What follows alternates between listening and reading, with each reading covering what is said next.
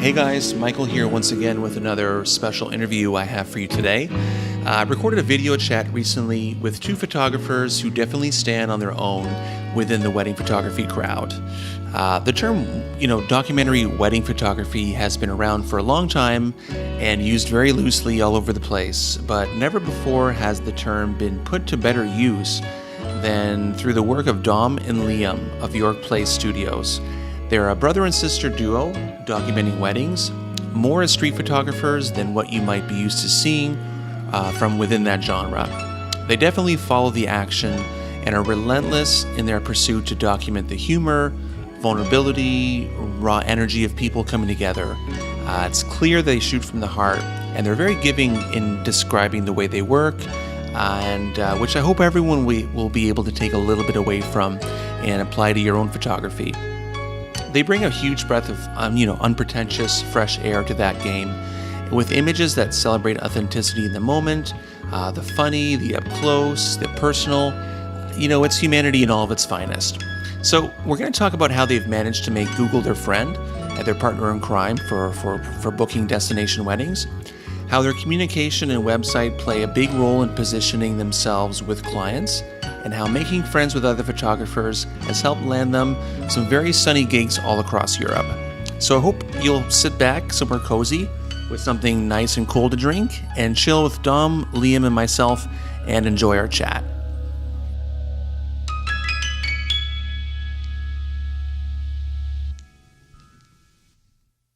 Actually got bigger on the screen. I don't know if that's anything to do with it. Is that it? I don't think it has anything. I don't know if it has anything to do with it, but I'm glad I'm bigger.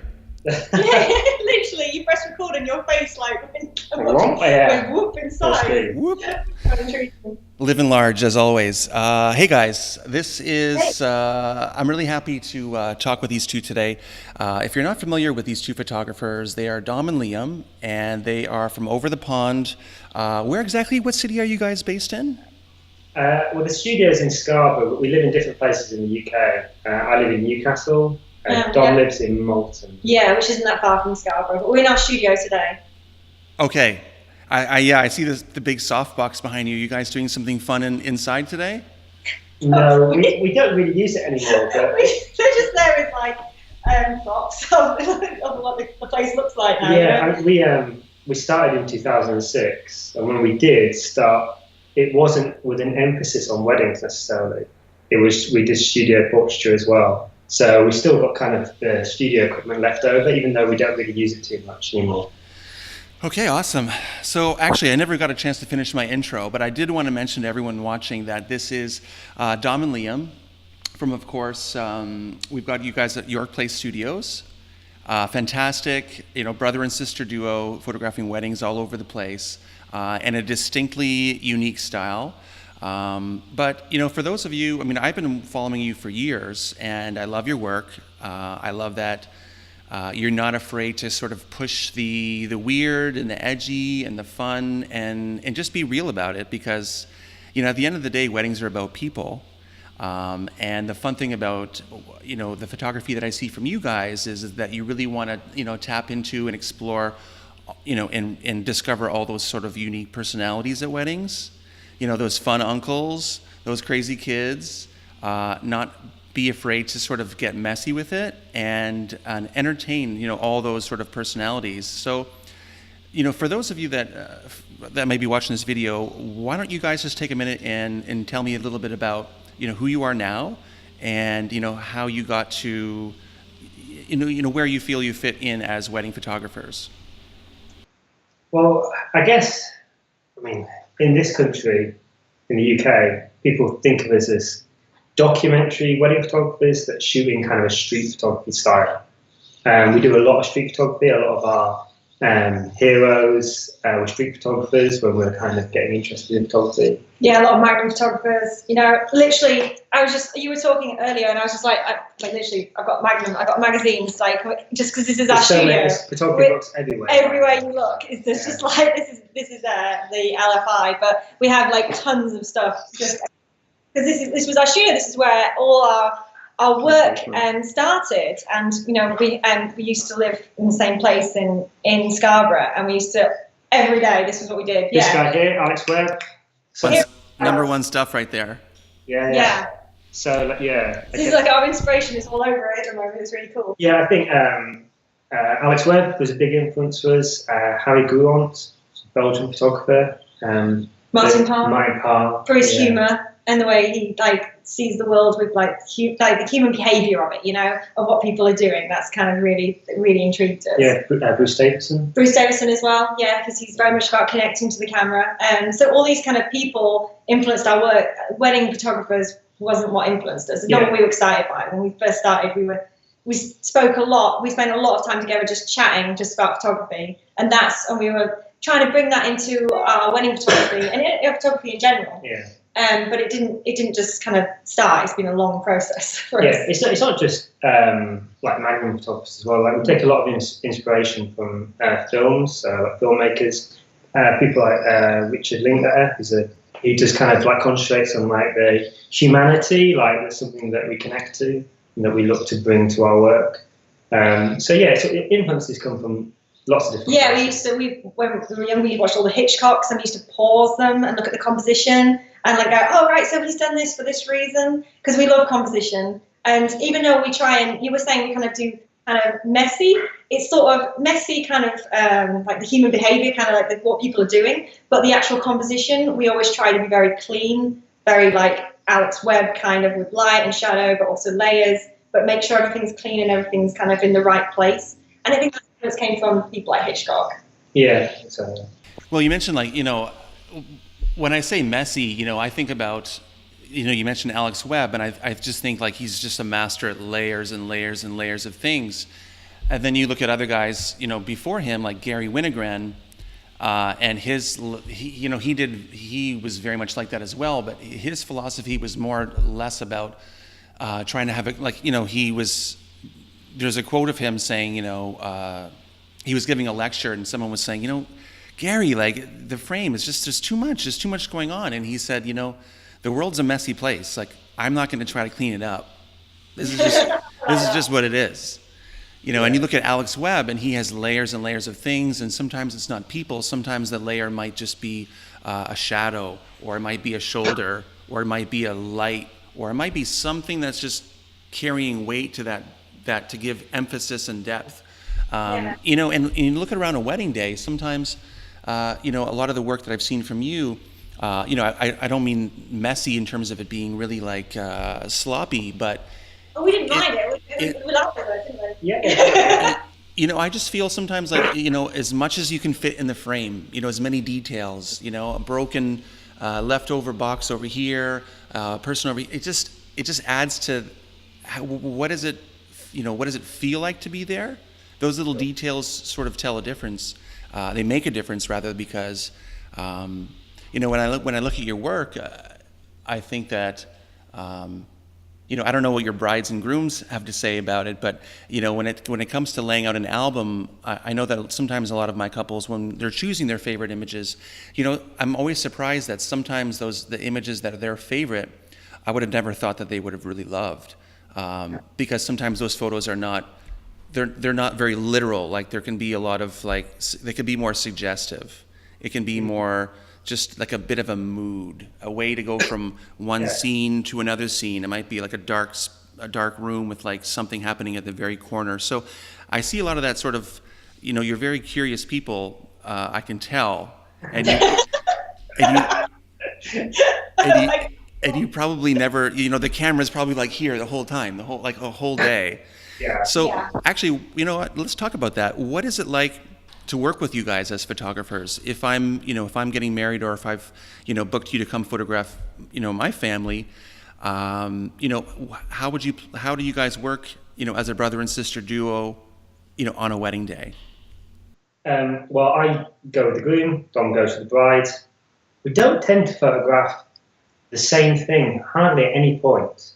Like, we try not to ever be kind of photographing whatever it is, even if it's a moment like the confetti, which is kind of something that happens where, you know, it's clearly an event. Expected moment of the day. Yeah, an expected moment.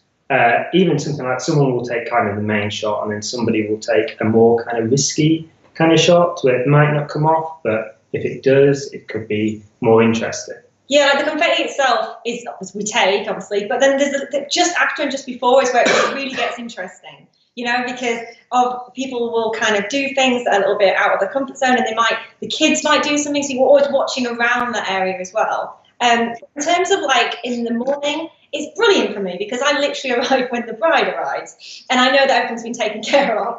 Like, here's me with the boys, and sometimes like at the last wedding, I've just looked through, and there was a photograph that Liam took, and I absolutely love it. It's got like loads of like human behaviour, lots of people doing things. There's just no way I could have done that on my own because I had to have been with the bride because at that specific moment she put on a dress, and it had to be there for that as well. We don't direct.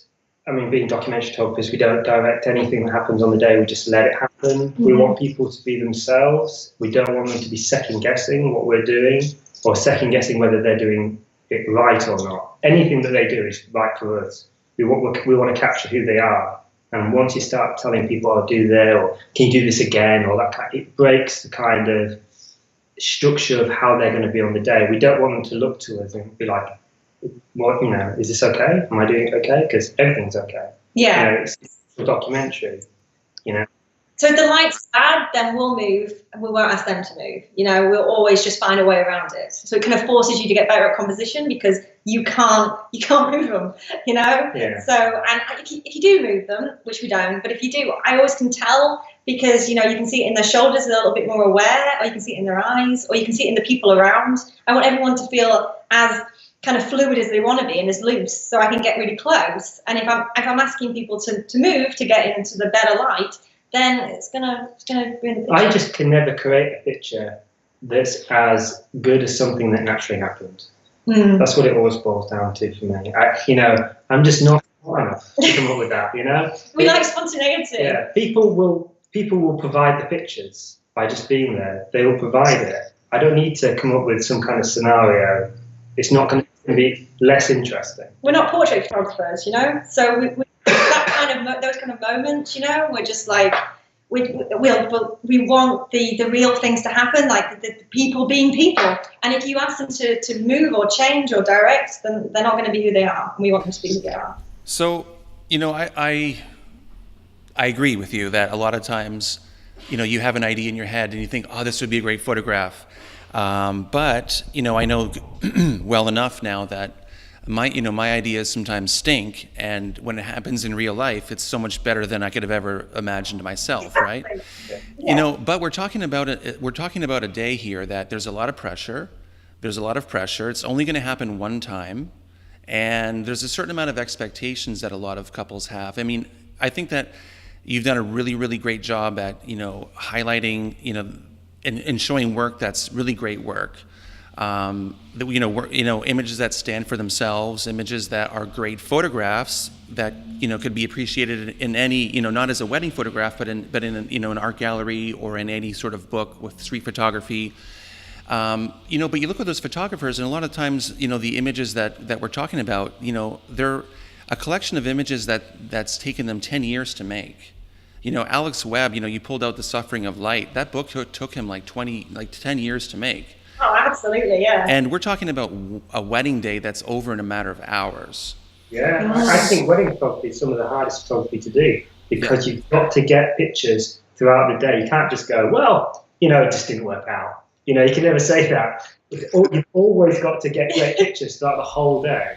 Well, this is my point. My point is that, sometimes we're looking through our viewfinder and, we can kind of feel that something's about to happen. Everything's like we've got a great, all the elements are there. There's a crazy little background. The light is beautiful. Someone's drunk maybe. Everything's going right. And then sometimes it doesn't. And sometimes it just doesn't happen. And you think, shit, okay, I wasted 5 minutes like just framing and waiting, and I got 30 photos and they're not quite there. How do you guys feel as far as like expectations with your clients? Because, you've described the way you work. You described the way, what you're looking for as a photographer and how you work.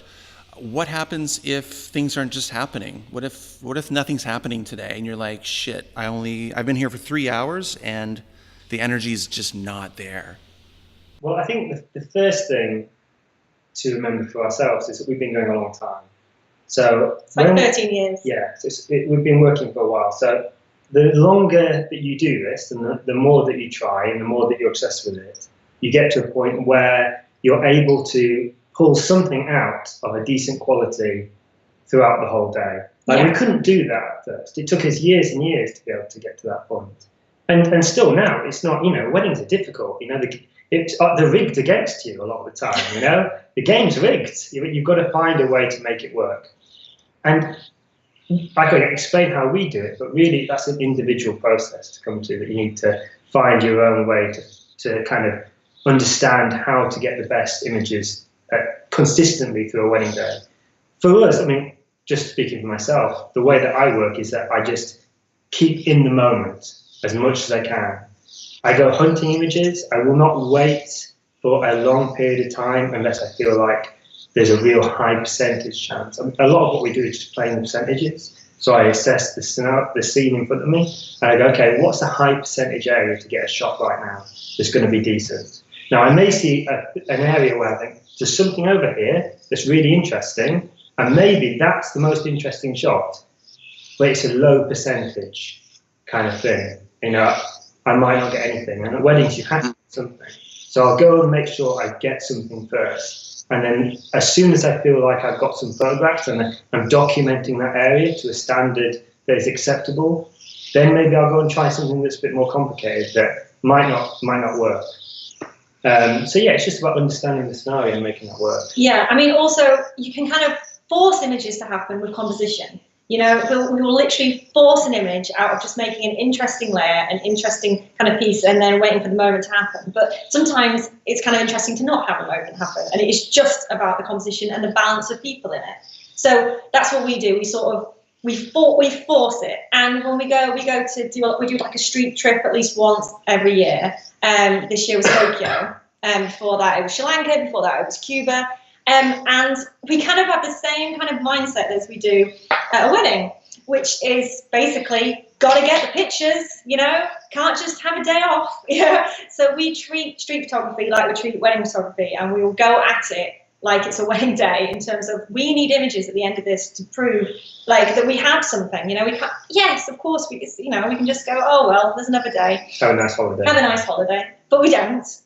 We force ourselves to go out, walking, looking, and finding these images. And then that kind of mentality on the streets is a lot harder than on a wedding day because, well, people you literally are dealing with people who don't know who you are in scenarios you're not expecting. And it can be, and you've got to get yourself close, at least in the way that we do things, you get pretty close. And it's just got to be very brave. So on a wedding day, then it makes it a little bit easier because you've been doing it on the streets. So I think that's like 3 things that we do. Yeah, a lot of it's like tricks that can be repeated as well. There's ways to make portraits look good. There's ways to make brides and grooms stands. There's ways to understand light. It's no real different with documentary. There's tricks in composition that you can replicate again and again and again so that you can make an image, work. You've got to also understand about how you are affecting the frame by your presence being there and how you can use yourself to kind of change the atmosphere in the room or have people react to you. Things like the camera that you use is important as well, and that's going to bring different positives and negatives. So there's lots of subtleties. It's all subtleties, really. Many subtleties make up. Yeah. Or not so subtle. You can just take your shirt off and everyone will respond crazy. There's a great photo. It will create something. Yeah, absolutely. We use mirrorless cameras. We use the Fuji, and we've been using that since 2016. Is that right? It was after the Cuba trip. Yeah, which was 2016. 2016? Yeah. Only a couple of years. But for us, that really helped affect being able to get even closer, and people they behave differently with small cameras. So it's a big change for us as well. And you've got an EVF, so you can literally see what it looks like, your composition. That was great for us and just helped us. Yeah, also you can shoot on the back of the screen, and sometimes that's a useful technique because people can then see your face. Yeah. If they can see your face, you're less threatening. Yeah. If you can see that you're smiling, yeah, people you can get closer to people by just using your natural kind of reach. rather than getting your head closer to them. So that's a way to get closer. It's like all these small things all together make up our documentary kind of style. Like it's not just one thing. So we don't have just a simple recipe. You know, it's like all these things all together start to make up what we do. And also, people are different. You know, you've got to kind of judge what people are like. Sometimes you arrive in the morning and it's not about taking a picture for the first half an hour. It's just about talking to them. So that's what they want. That's what they need for to be comfortable with you. And sometimes, you know, they want you to shoot a lot at first to kind of get it out everybody's system. And they get used to, hey, there's lots of pictures being taken. You just got to kind of judge that when you get there in the morning. So, you know, all these things are working for you guys, and you've figured out a way to, you know, not to streamline your process, but you know your tools, you know, you're confident photographers. But the other element that's unknown is the clients and their families and their friends. You know, and I looked through, I haven't shared my screen with you guys, maybe I should, but when I looked through your website, I mean, it also, you know, you also want to have people that are expressive people, that have interesting things going on, that maybe have some crazy friends over.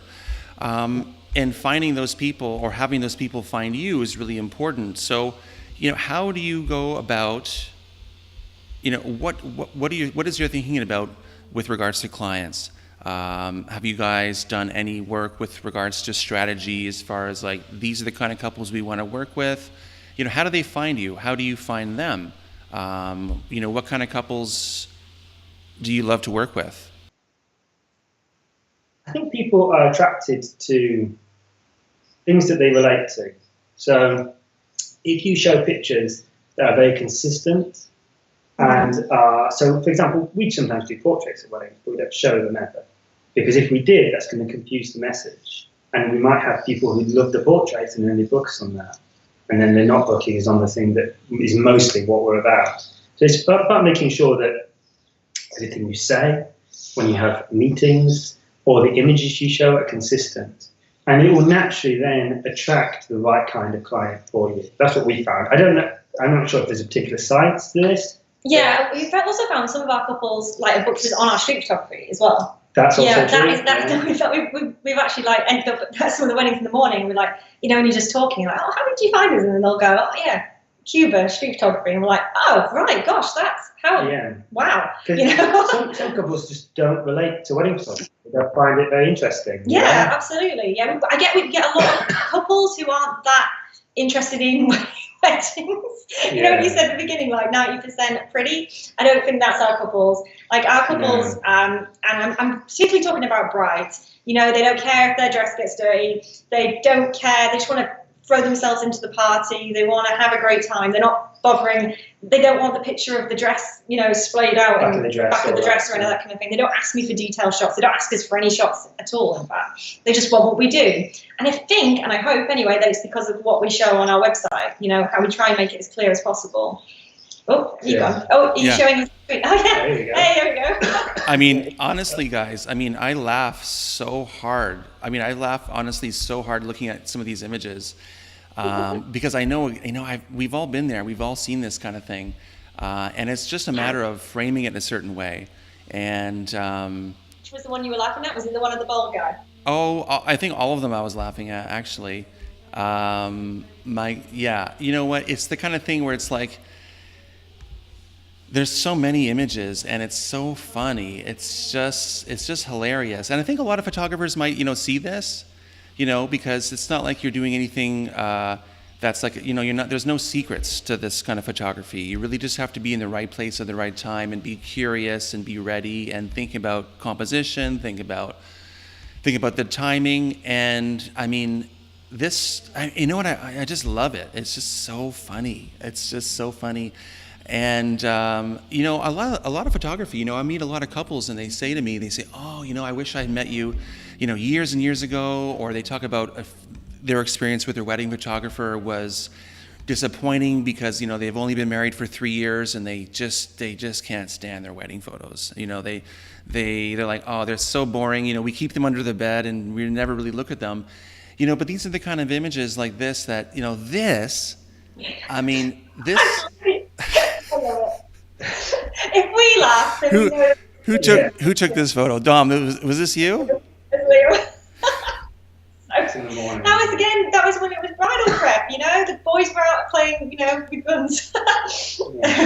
Shooting play stuff. I love also there's probably a good 50% of the images have someone smoking.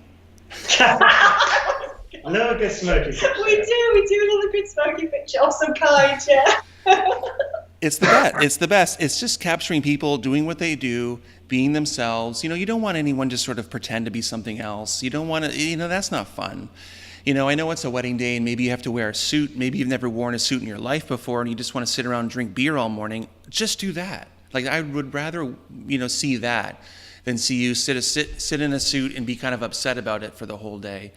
That's what we want to see. We want to just celebrate all those personalities and be there for them to do that.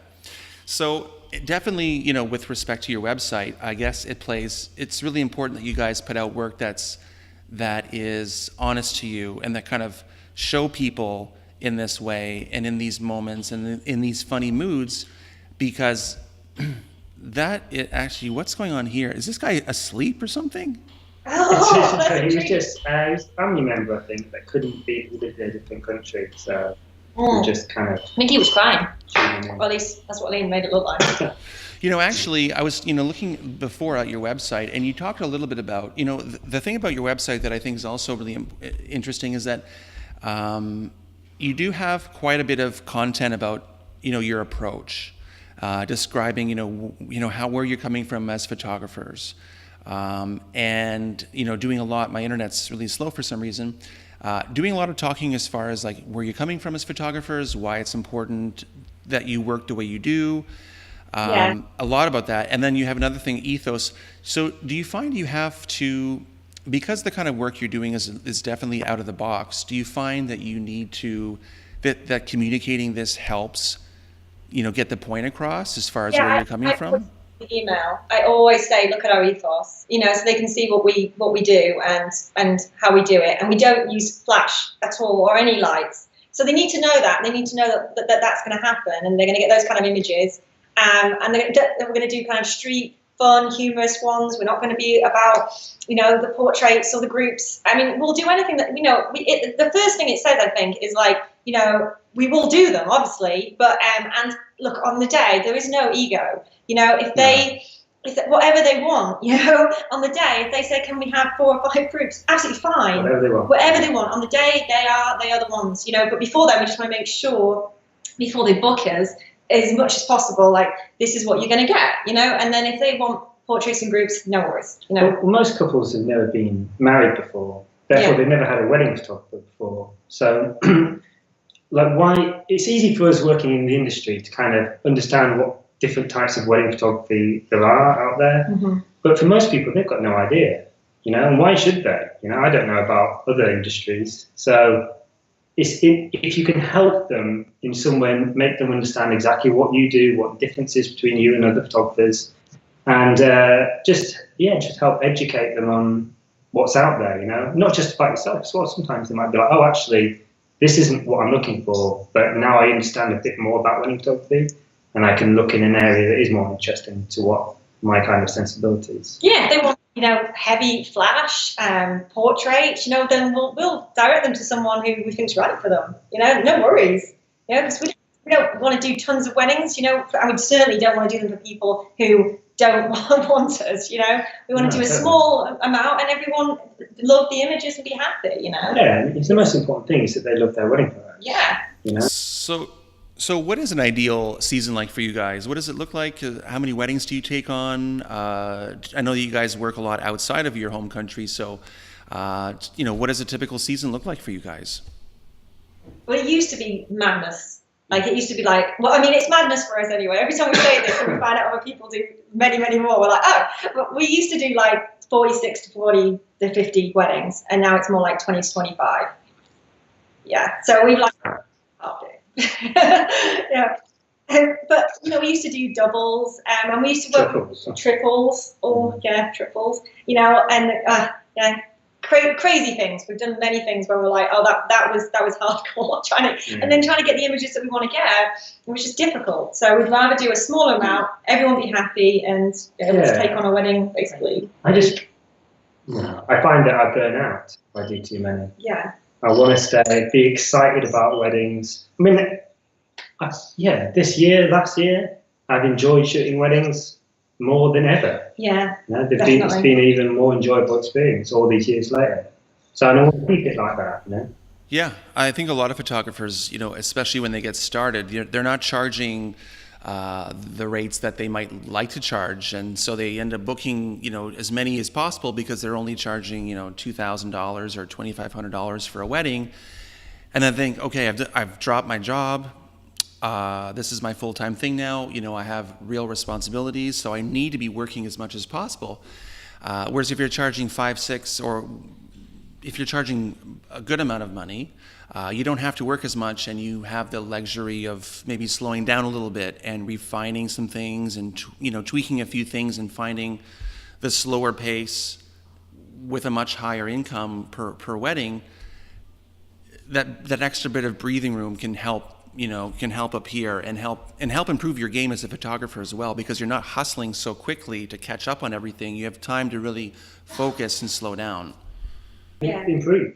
And be excited by every wedding, because you're like, oh yes, I've got time to breathe, I can figure it out. And also get better pictures, because you can figure out yourself in your mind where you want to go next. And we have always had January and February off to do that. But now during the summer, we're also giving ourselves space to have time to breathe during the busier period, which is amazing. And we're really grateful for that, aren't we? Yeah. And now for 2 years we've been doing that, and it's just, well, I think our photography's improved. But I don't regret doing lots of weddings when we started out. I think it's important to shoot a lot, as much as you can first, to understand yourself as a photographer. Oh God, yeah. To just understand the kind of the beats of a wedding day and the different kind of weddings that you can have. Just shoot. And figure out what you want to do as well. What kind of style you want to be. You've got to try. I would like try everything. And then start, and then if you don't like it, then take that away and try something else and just keep playing, because, oh man, you have to at first. So in my local Facebook group for wedding photographers, I put out the fact that we're going to be speaking today, and I opened up to see if anyone had any questions, and there was a bunch of questions. So maybe we can go through that a little bit, okay?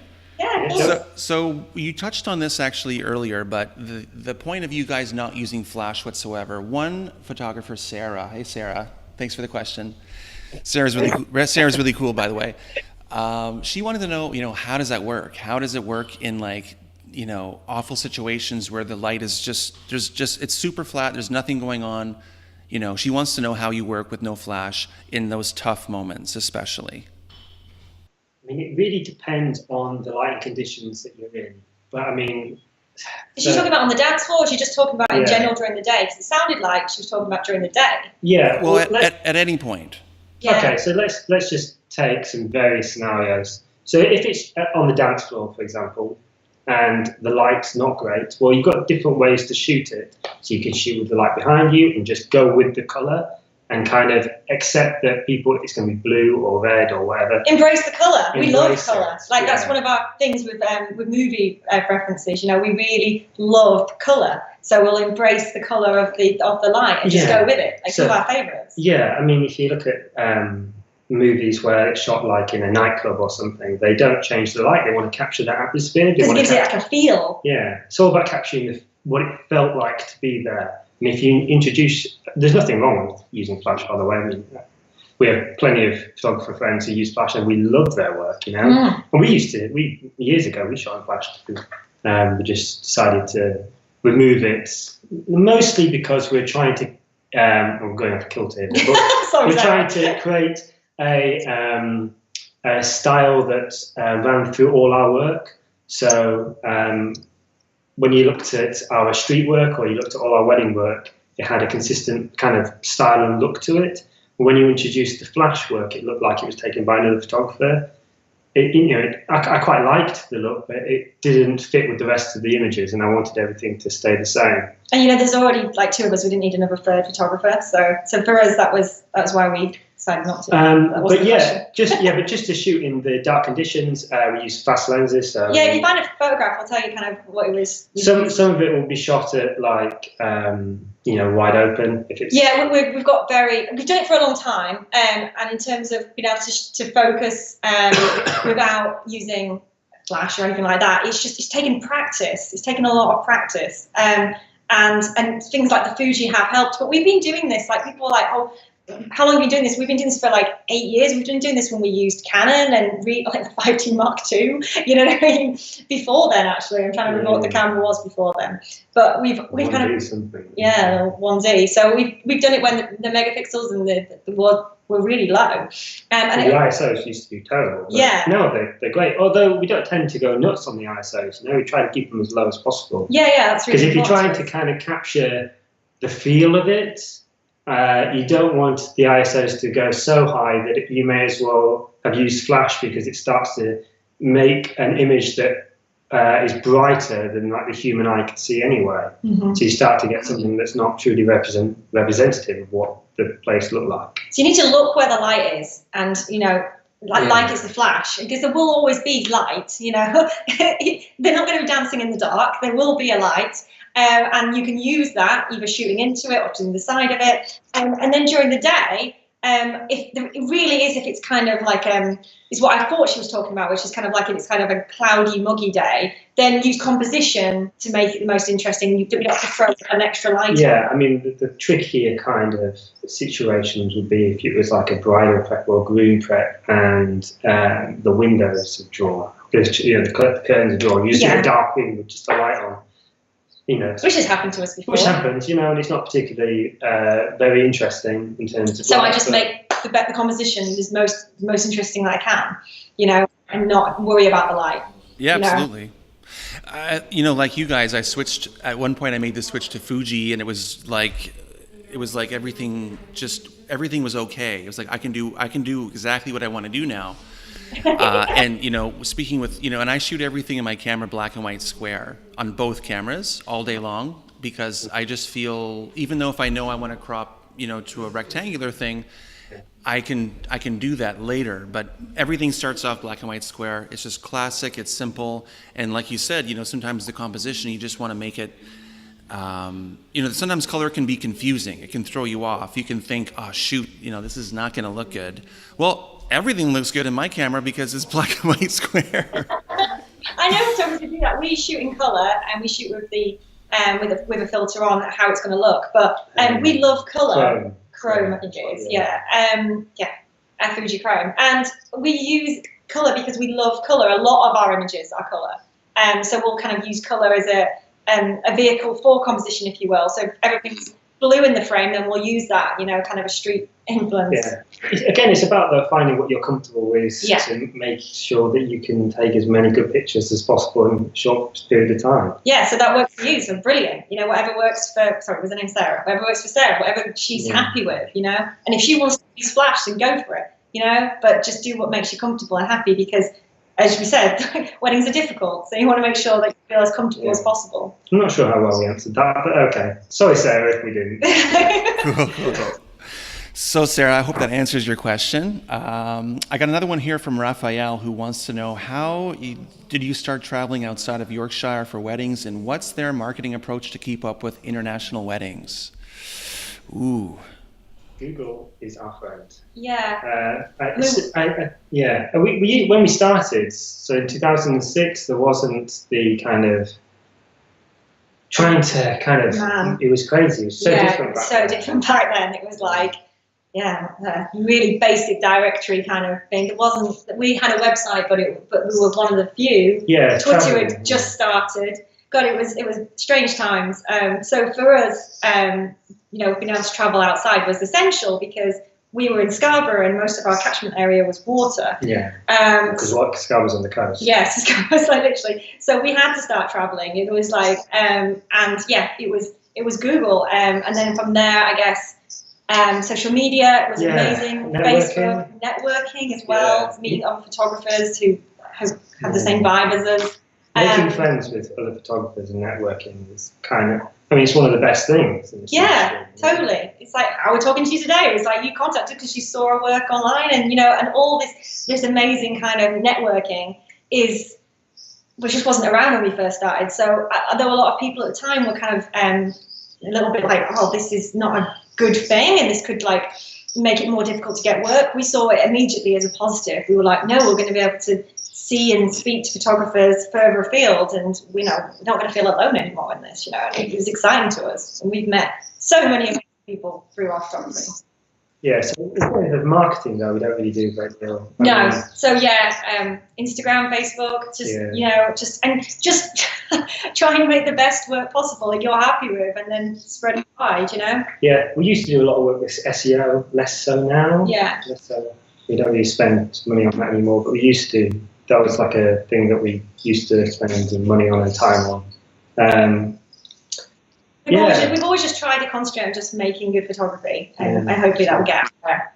Yeah, well, people say, that used to rely on Facebook and used to rely on SEO aren't having the same sort of success with that, because Facebook, you're limited to your reach, whoever Facebook wants you to show the post to.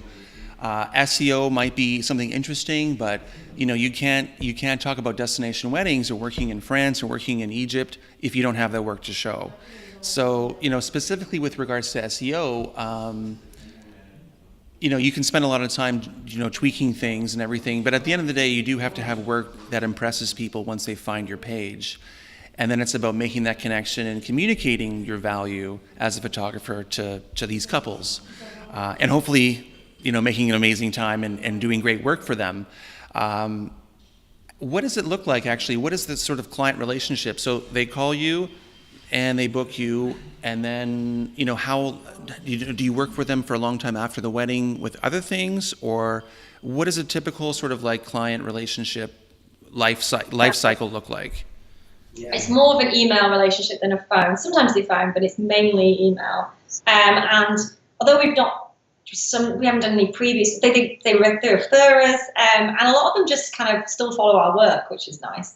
So I noticed that they follow the work years later, because it's kind of nice that they don't, because it wasn't about the wedding kind of side, it was about the photography, so they'll still follow photography rather than, which is really cool. Sometimes we'll do like a family shoot. Mm-hmm. So but if they have kids, you sometimes you become like their photographer, so there's a little bit of like going back and like we'll go to their house and photograph them for a day, but apart from that, nothing really. It is kind of the job that we have with being a wedding photographer. Hopefully they're only going to be getting married once, so it is like a one kind of time thing, other than the kind of the family stuff and just them following you just generally, which obviously then they refer to their other friends and family. Quite a few people we've kind of kept in contact with just as friends. Yeah. But you start to forget that they're your couples. It's like your wedding. Yeah, I mean, and that's the fun thing, is a lot of the couples that I work with, you see them on social media, and then, guess who's having a baby? There they are, and then they call you, and maybe you can do something fun with them. It's always fun and nice to know that you've had a great experience with them. They really appreciate the work you do, and they like you as a human being too, not just as a service provider. And it's nice to be able to keep up with certain people. But I have one more question that just came in just a few seconds ago.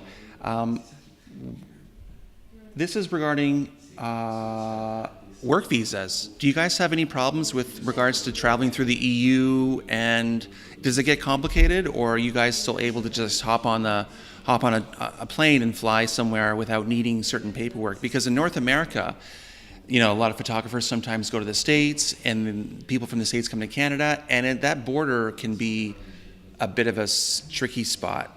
How does it work with you guys, flying all over the place? I understand in Europe you can at the moment you can fly anywhere and work anywhere. We're going to knock on wood.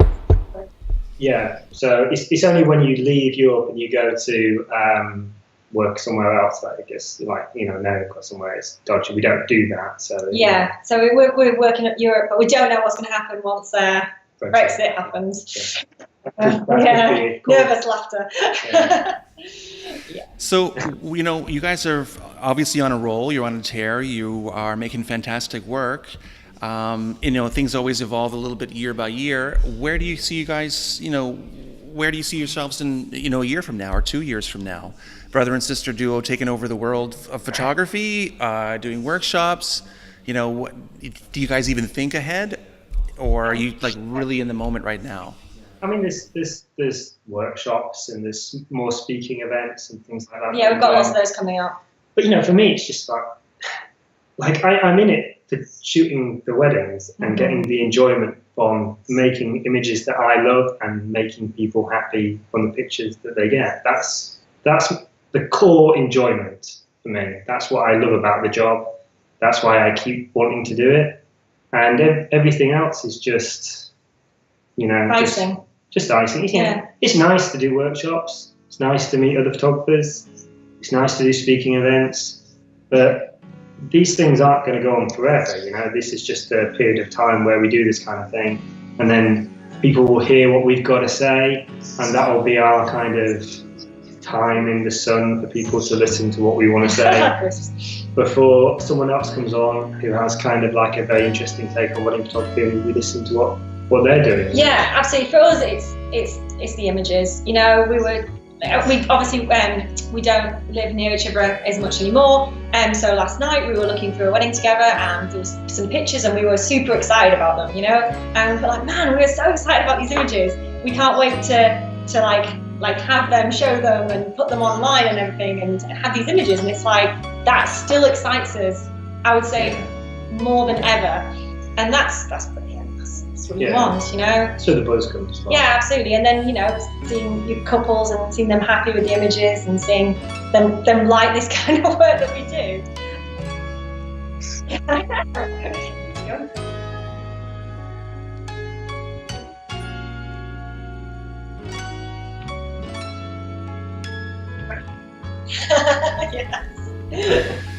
Well, guys, thank you so much. I mean, I don't want to take up too much of your time this morning, but I'm really want to thank you for spending some time with me. It's been great. It's been great chatting with you. It's been awesome seeing your work develop and evolve, and you guys are superstars, and good things are on the way for sure. So thanks so much for chatting, and hopefully we'll be keeping in touch again soon. Yeah, sure. Amazing. Thanks for having us. Thanks, guys. Thank you. Yeah. Bye now. Bye. Bye-bye. Bye. So I'm going to hit stop.